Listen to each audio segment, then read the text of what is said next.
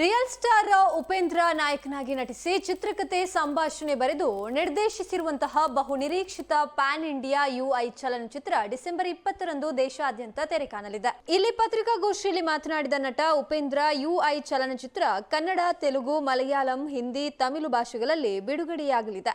ಎಷ್ಟು ಚಿತ್ರಮಂದಿರಗಳಲ್ಲಿ ಬಿಡುಗಡೆಯಾಗಲಿದೆ ಎನ್ನುವ ಬಗ್ಗೆ ಲೆಕ್ಕಾಚಾರ ಮಾಡಲಾಗ್ತಾ ಇದ್ದು, ವಿದೇಶದಲ್ಲಿಯೂ ಬಿಡುಗಡೆಗೆ ಸಿದ್ಧತೆ ನಡೆಸುತ್ತಿದ್ದೇವೆ. ಯುಐ ಎಂದ್ರೇನು ಎಂಬ ಕುತೂಹಲವೇ ಹತ್ತಾರು ಯೋಚನೆಯನ್ನ ಮೂಡಿಸಿದೆ. ಇದಕ್ಕೆ ಚಿತ್ರಮಂದಿರದಲ್ಲೇ ಉತ್ತರ ಸಿಗಲಿದೆ ಎಂದರು.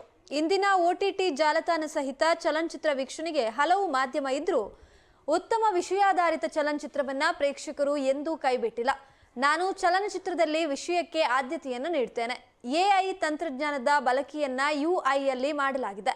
ಚಿತ್ರವನ್ನ ಸೂಕ್ಷ್ಮವಾಗಿ ವೀಕ್ಷಿಸಿದ್ರೆ ಪ್ರೇಕ್ಷಕನಿಗೆ ಅದರಲ್ಲಿ ಒಂದೊಂದು ಪದರ ಕಾಣಬಹುದು. ಪ್ರೇಕ್ಷಕರಿಗೆ ಈ ಚಿತ್ರ ಎಷ್ಟು ಅರ್ಥ ಆಗುತ್ತೆ ಅನ್ನೋ ಕುತೂಹಲ ನನಗೂ ಇದೆ ಎಂದು ಹೇಳಿದರು.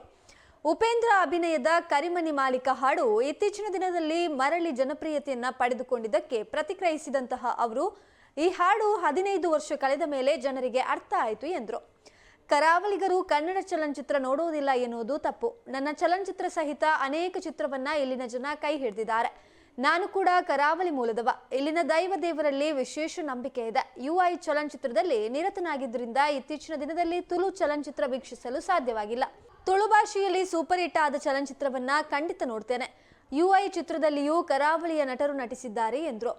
ಯುಐ ಚಲನಚಿತ್ರದ ಬಗೆಗಿನ ಪತ್ರಿಕಾಗೋಷ್ಠಿಯಲ್ಲಿ ಬೇರೆ ವಿಷಯಗಳ ಬಗ್ಗೆ ಮಾತನಾಡುವುದಿಲ್ಲ ಎಂದು ಹೇಳಿದರು. ಪತ್ರಿಕಾಗೋಷ್ಠಿಯಲ್ಲಿ ಚಲನಚಿತ್ರ ತಂಡದ ಶ್ರೀಕಾಂತ್, ಸಹ ನಿರ್ಮಾಪಕ ನವೀನ್ ಮನೋಹರನ್, ಲಹರಿ ವೇಲು, ರಾಜೇಶ್ ಭಟ್, ಪ್ರೀತಮ್ ಶೆಟ್ಟಿ ಇದ್ರು.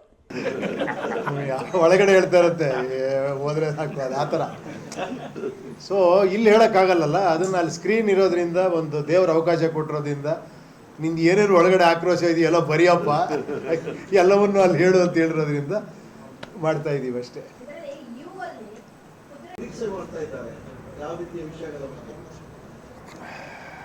ಇಲ್ಲ, ಅದಕ್ಕೆ ಕಾರಣಗಳು ಹಲವಾರಿದೆ. ಬಟ್ ಏನಂದರೆ ಒಂದಂತೂ ಸತ್ಯ, ಯಾವತ್ತೂ ಕಂಟೆಂಟ್ ಇರೋವಂಥದ್ದು, ನಿಜವಾಗ್ಲೂ ಚೆನ್ನಾಗಿರೋವಂಥ ಪಿಕ್ಚರ್ ಯಾವತ್ತೂ ಪ್ರೇಕ್ಷಕ ಕೈ ಬಿಟ್ಟಿಲ್ಲ ನನ್ನ ಪ್ರಕಾರ. ಹಂಗಂತ ಓಡ್ದಿರೋ ಪಿಕ್ಚರೆಲ್ಲ ಚೆನ್ನಾಗಿಲ್ಲ ಅಂತ ನಾನು ಹೇಳ್ತಾ ಇಲ್ಲ. ಹಲವಾರು ಕಾರಣಗಳಿದೆ. ಕೆಲವ್ರಿಗೆ ಪಬ್ಲಿಸಿಟಿ ಮಾಡೋಕ್ಕಾಗದೇ ಇರ್ಬೋದು, ರೀಚ್ ಮಾಡೋಕ್ಕಾಗದೇ ಇರ್ಬೋದು. ಆಮೇಲೆ ನಿಮಗೆ ಹೇಗೆ ಅಂದರೆ, ನಾವೆಷ್ಟು ಡೆವಲಪ್ಮೆಂಟ್ ಆಗ್ತಾ ಹೋಗ್ತೀವೋ ಮಿರರ್ ಥರ ನಮ್ಮ ಜೀವನ. ನನ್ನ ಪ್ರಕಾರ ನೀವೆಷ್ಟು ಡೆವಲಪ್ಮೆಂಟ್ ಅಂತ ಹೋಗ್ತಿರ್ತೀವೋ ಅಷ್ಟು ಕೆಳಗೆ ಹೋಗ್ತಾ ಇರ್ತೀವಿ. ಎಲ್ಲೋ ಸೆಂಟ್ರಲ್ ಬ್ಯಾಲೆನ್ಸ್ ಮಾಡಬೇಕು ಆ್ಯಕ್ಚುಲಿ. ಈ ತುಂಬ ನೋಡಿ, ಇವಾಗ ಏನಾಗಿದೆ ಅಂದರೆ, ಏನೋ ಮೊಬೈಲಲ್ಲಿ ನಿಮಗೆಲ್ಲ ಸಿಗುತ್ತೆ, OTTಲಿ ಸಿಗುತ್ತೆ, ಯೂಟ್ಯೂಬಲ್ಲಿ ಸಿಗುತ್ತೆ. ಎಂಟರ್ಟೈನ್ಮೆಂಟ್ ಅನ್ನೋದು ಏನೋ ಈಸಿ ಆಗೋಗ್ಬಿಟ್ಟಿದೆ ಎಲ್ಲ ಕಡೆ ತುಂಬ. ಸೊ ಇದ್ರ ಮೇಲೆ ಸಿನಿಮಾ ಇರಬೇಕು ಆ್ಯಕ್ಚುಲಿ. ಅಂಥದ್ದಕ್ಕೆ ಮಾತ್ರ ಪ್ರೇಕ್ಷಕ ಏನದು ಇದೇನೋ ವಿಚಿತ್ರವಾಗಿ ನೋಡಬೇಕು ಅನ್ನೋ ಥರ ಆಗಿದೆ ಇವಾಗ.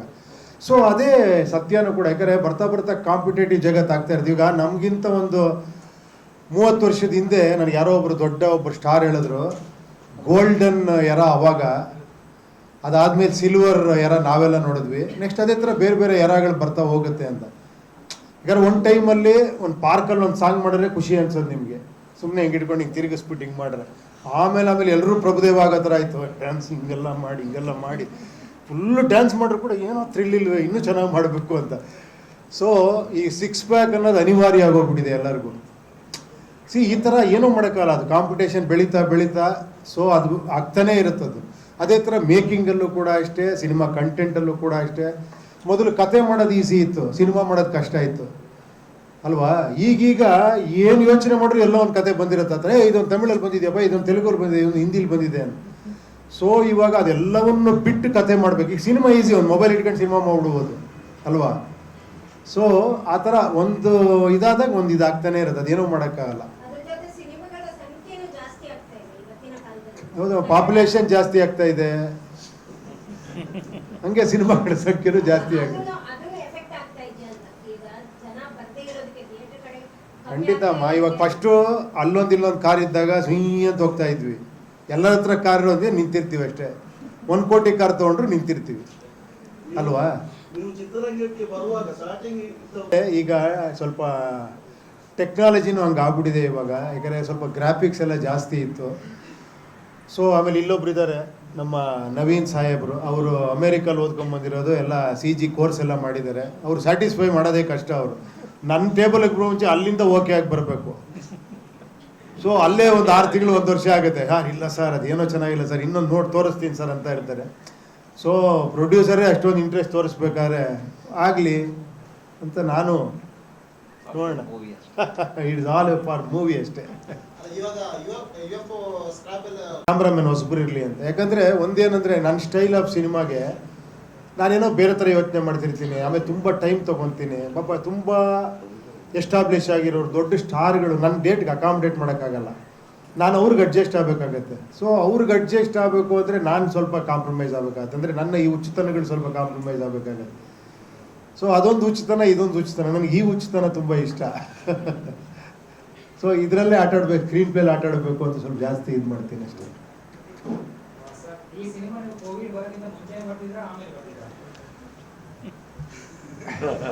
ನಿಜ ಹೇಳ, ಈಗಲೂ ಬರಿತಾ ಇದ್ದೀನಿ ಅದನ್ನು.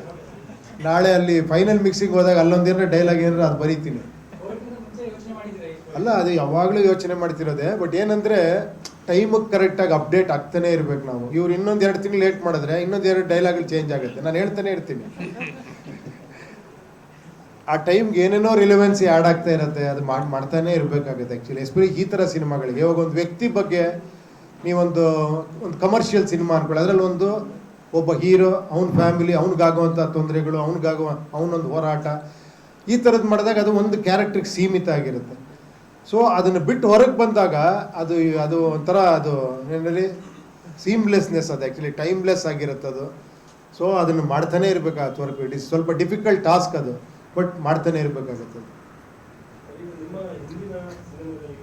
ಯಾರು ಹಾಂ,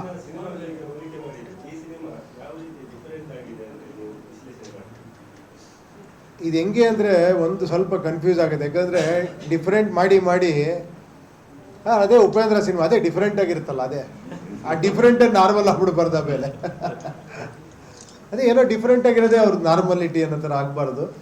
ಸೊ ಆ ಥರ ಏನಿಲ್ಲ, ಡಿಫ್ರೆಂಟ್ ಅಂತ ಏನಿಲ್ಲ. ನನಗೆ ಮುಂಚೆಯಿಂದ ಏನು ಅಂದರೆ ಒಂದು ಟೈಟ್ಲ್ ಇಡಬೇಕಾದ್ರೆ ಅಲ್ಲೊಂದು ಕ್ರಿಯೇಟಿವ್ ಒಂದು ಇದಿದೆ ಅಂತ. ಒಂದು ಟೈಟ್ಲ್ ಸುಮ್ಮನೆ ಇಡಬಾರ್ದು, ಆ ಟೈಟ್ಲ್ ಒಳಗೂ ಯೋಚನೆ ಮಾಡೋಂಥ ಒಂದು ವಿಷಯ ಇಡಬೇಕು. ಒಂದು ಪೋಸ್ಟರ್ ಮಾಡಿದ್ರು ಅದರಲ್ಲೂ ಯೋಚನೆ ಮಾಡೋ ಥರ ಒಂದೇನು ವಿಷಯ ಇಡಬೇಕು. ಒಂದು ಸೀನ್ ಮಾಡಿದ್ರೆ ಅದರಲ್ಲಿ ಒಂದು ಡೈಲಾಗ್ ಹೇಳಿದ್ರೆ ಅದರಲ್ಲಿ ಏನೋ ಒಂದು ಯೋಚನೆ ಮಾಡೋ ಆ ಥರದ್ದು. ಅದು ಹೇಳಿದ್ನಲ್ಲ, ನನ್ನ ಸ್ಟೈಲ್ ಅನ್ಬೋದು ಅಥವಾ ನನ್ನ ವರ್ಕಿಂಗ್ ಪ್ಯಾಟ್ರನ್ ಅನ್ಬೋದು, ಅದೇನು ದೊಡ್ಡ ವಿಶೇಷ ಅಲ್ಲ. ನಾನು ಹೇಳಿದ್ನಲ್ಲ, ಅದು ಒಳಗಡೆ ಒಂದೊಂದು ಕ್ಯಾರೆಕ್ಟರ್ಗಳಿರ್ತವೆ ಅಂತ. ಆ ಥರ ನನಗೆ ನನ್ನ ಜೊತೆಲಿ ಯಾರೋ ಒಬ್ಬರು ಉಪೇಂದ್ರ ಟೈಮಲ್ಲಿ ಒಬ್ಬರು ಅಸೋಸಿಯೇಟ್ ಡೈರೆಕ್ಟರ್ ಇದ್ದರು. ಅವ್ರು ಯಾವಾಗಲೂ ಹೇಳೋರು ನನಗೆ, ನೀನು ಯಾವ ಥರ ಗೊತ್ತೇನೆ, ನೀನು ಕಟ್ ಹಾಕ್ಕೊಂಡು ಚಾವಟಿ ತೊಗೊಂಡು ಹೊಡ್ಕಂತನೇ ಇರ್ತೀಯ, ನಮಗೆ ನೋಡೋಕ್ಕಾಗಲ್ಲ ಅಂತ. ನಾನು ಏನಿದು ವಿಚಿತ್ರವಾಗಿ ಹೇಳ್ತಾ ಇದ್ದಾರೆ ಅಂದರೆ, ನೀನು ಸ್ಯಾಟಿಸ್ಫೈ ಆಗಲ್ಲ, ಸುಮ್ಮನೆ ಹೊಡ್ಕೊಂತಾನೆ ಇರ್ತೀಯಲ್ಲ ಅಂತ. ಆ ಥರ ಅದೇನೋ ನನಗೆ ಖುಷಿ ಕೊಡೋದು ಆ ಥರ ಮಾಡೋದಷ್ಟೇ. ನೀವು ಪ್ರಜಾಕೀಯದ ಮೂಲಕ ರಾಜಕೀಯ ಪಕ್ಷ ಅದಕ್ಕೆ ರಾಜಕೀಯಕ್ಕೆ ಎಂಟ್ರಿ ಕೊಟ್ಟವರು, ಅದು ಯಾವ ಹಂತದಲ್ಲಿದೆ? ರಾಜಕೀಯಕ್ಕೆ ಎಂಟ್ರಿನೇ ಕೊಟ್ಟಿಲ್ಲ ನಾನು. ನೀವು ಸ್ವಂತ ಏನು ರಾಜಕೀಯ? ನಾನು ನಿಮ್ಮೆಲ್ರಿಗೊಂದು ಪಕ್ಷ ಮಾಡಿದೆ ಅಷ್ಟೇ. ಅದು ಯಾರಿಗೂ ಅರ್ಥ ಆಗಿಲ್ಲ. ಉಪೇಂದ್ರ ಪಕ್ಷ ಅನ್ಕೊಂಡು ಸುಮ್ಮನೆ ಕೂತಿಯಾರೆಲ್ಲ. ಅದರಲ್ಲಿ ಯಾವುದೆಲ್ಲ ಇದೆ? ಹಾಂ, ಅದರ ದೃಷ್ಟಿಕೋನ ಹೇಗೆ? ಯಾವ ವಿವಿಧ ರಾಜಕೀಯ ಪಕ್ಷಗಳಿಗಿಂತ ಯಾವ ರೀತಿ ಭಿನ್ನವಾಗಿದೆ ನಿಮ್ಮ? ಅಲ್ಲ, ನಾನು ಒಂದೇ ಮಾತು ಹೇಳ್ಬೇಕಾದ್ರೆ ನಿಮ್ಗಳ ಪಕ್ಷ ಅಷ್ಟೇ. ನೀವು ವೆಬ್ಸೈಟ್ ನೋಡ್ಬಿಟ್ರೆ ಗೊತ್ತಾಗ್ಬಿಡೋದು ನಿಮ್ಮ ಪಕ್ಷ. ಬಟ್ ಇವತ್ತವರೆಗೂ ನನ್ನ ಪಕ್ಷ ಅನ್ಕೊಂಡೇ ಕೇಳ್ತಾ ಇದ್ದಾರೆ ಎಲ್ಲರೂ. ಸರ್ ನಿಮ್ಮ ಪಕ್ಷ ಏನಾಯ್ತು ಸರ್ ಅಂತ.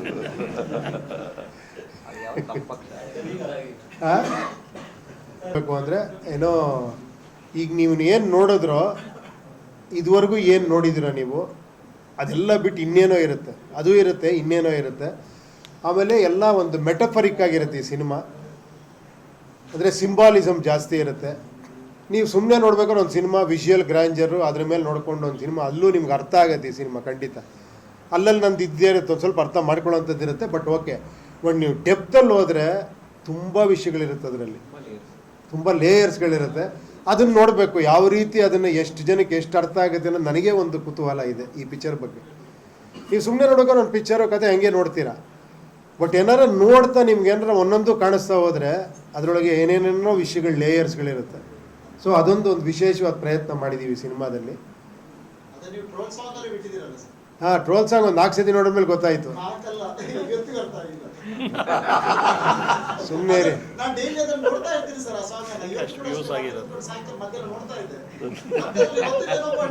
ಈ UI ಗೆ ಇಷ್ಟೊಂದು ಟೈಟ್ಲ್ ಕೊಟ್ಟರು ನಿಮಗೆ ಅರ್ಥ ಆಗಿಲ್ಲ ಅಂದರೆ ಹೆಂಗೆ? ನನಗೆ ಗೊತ್ತು ನೀವೆಲ್ಲರೂ ಬುದ್ಧಿವಂತರು ಅಂತ, ಅದಂತೂ 100% ಸತ್ಯ. ನೀವೇನು ಗೊತ್ತಿರೋ ಹತ್ರ ಕೇಳ್ತೀರಾ, ನಿಮಗೆಲ್ಲ ಗೊತ್ತಿರುತ್ತೆ. ನಮಗೆ ಮೈಕ್ ಇಟ್ಬಿಟ್ಟಿದ್ದಾರೆ, ನಾವೆಲ್ಲ ಗೊತ್ತಿರೋ ಹತ್ರ ಮಾತಾಡಲೇಬೇಕು. ಆ್ಯಕ್ಚುಲಿ ನಮಗೇನು ಗೊತ್ತಿರಲ್ಲ, ನಿಮಗೆಲ್ಲ ಗೊತ್ತಿರೋದು. ನಾವು ಮಾತಾಡ್ತಿದ್ದಂಗೆ ನೀವು ಅಲ್ಲೇ ಕೂತ್ಕೊಂಡು ಹಿಂಗೆ ಯೋಚನೆ ಮಾಡ್ತಿದ್ದೀರಾ, ಇದರಲ್ಲಿ ಇಷ್ಟೇ ವಿಷಯ ಇದರಲ್ಲಿರೋದು, ಇದರಲ್ಲಿ ಇಷ್ಟನ್ನು ಬರಿಬೋದು, ಇದನ್ನ ಇದು ಒಮಿಟ್ ಮಾಡ್ಬೋದು ಅಂತ. ನೋಡಿ, ಅವ್ರು ಅದಕ್ಕೆ ಬೇರೆ ಕಡೆ ಹೋದ್ರು, ಅವರು ಮಲಯಾಳಂ ಇಂಡಸ್ಟ್ರಿಗೆ. ಆಚೆ ಆ ಥರ ಇಲ್ವೇ ಇಲ್ಲ. ಇಲ್ಲಿ ಎಷ್ಟೋ ಪಿಕ್ಚರ್ಗಳು ಸೂಪರ್ ಡೂಪರ್ ಹಿಟ್ ಆಗಿದೆ, ನಿಮಗೆ ಗೊತ್ತು. ಹಾಂ, ಏನು 1.5 ಕೋಟಿ 2 ಕೋಟಿ ಶೇರೆಲ್ಲ ಕೊಟ್ಟಿದ್ದೀರಾ ನೀವು. ಆ ಕಾಲದಿಂದ ನನ್ನ ಸಿನಿಮಾನೇ ಸೂಪರ್ ಹಿಟ್ ಮಾಡಿದ್ದೀರಾ ನೀವು. ಹಂಗಲ್ಲ, ಕೆಲವು ಸತಿ ಇತ್ತು ಅಲ್ಲಿ ಹೆಂಗಿದ್ರು ಹಿಟ್ಟಾಗತ್ತೆ ಬಿಡು ಅಂತ ಅನ್ಕೊಳ್ಳೋ ಚಾನ್ಸ್ ಇದೆ. ಸೊ ಆ ಥರ. But actually it is good. Actually ಎಲ್ಲ ಕಡೆ ಹೋಗಿ ಬರೋದು ಒಂದು ರೀತಿ. ಬಟ್ ಏನಾಗುತ್ತೆ ಅಂದರೆ, ಅದು ಆ ವರ್ಕ್ ಟೆನ್ಷನ್ ಇರುತ್ತಲ್ಲ, ಲಾಸ್ಟ್ ಮೂಮೆಂಟಲ್ಲಿ ಎಷ್ಟೇ ವರ್ಷ ತಗೊಳ್ಳಿ ಸಿನಿಮಾ ಮಾಡೋದಕ್ಕೆ, ಆ ಲಾಸ್ಟ್ 2 ಮಂತ್ಸ್ ಇದೆಯಲ್ಲ, ನಿಮ್ಗೆ ಶಾಕ್ ಆಗ್ಬಿಡುತ್ತೆ. 2 ವರ್ಷದಿಂದ ಮಾಡಿ ಯಾಕೆ ಇಷ್ಟು ಒದ್ದಾಡ್ತಾ ಇದ್ದೀರಾ ಅಂತ. ಆ ಲಾಸ್ಟ್ 2 ಮಂತ್ಸೇ 2 ವರ್ಷಕ್ಕಿಂತ ಜಾಸ್ತಿ ವರ್ಕ್ ಮಾಡಿಬಿಟ್ಟಿರ್ತೀವಿ. ಆ ಫೈನಲ್ ಔಟ್ಪುಟ್ ತೆಗೆಯೋದಕ್ಕೆ ಎಷ್ಟು ಟೈಮ್ ಇದ್ರೂ ಸಾಲಲ್ಲ. ಚೆನ್ನೈಗೆ ಹೋಗಬೇಕು, ಫೈನಲ್ ಮಿಕ್ಸಿಂಗ್ ತೆಗಿಬೇಕು, ಅದನ್ನು ಇದು ಮಾಡಬೇಕು, DI ಮಾಡಬೇಕು, ಅಪ್ಲೋಡ್ ಆಗಬೇಕು, ಈ ಥರ ಪ್ರೆಷರ್ಗಳು ಸಿಕ್ಕಾಬಿಡೋ ಇರೋದ್ರಿಂದ ಲಾಸ್ಟ್ ಮೂಮೆಂಟಲ್ಲೆಲ್ಲ ಸೇರಿ ಒಂದೇ ಒಂದು ಪ್ರೆಸ್ ಮೀಟ್ ಆ ಥರ ಮಾಡಿಬಿಡ್ತಾರೆ ಆ್ಯಕ್ಚುಲಿ. ಸರ್, ಈಗ ಸ್ಕ್ರಿಪ್ಟ್ ಬರೀಬೇಕಾದ್ರೆ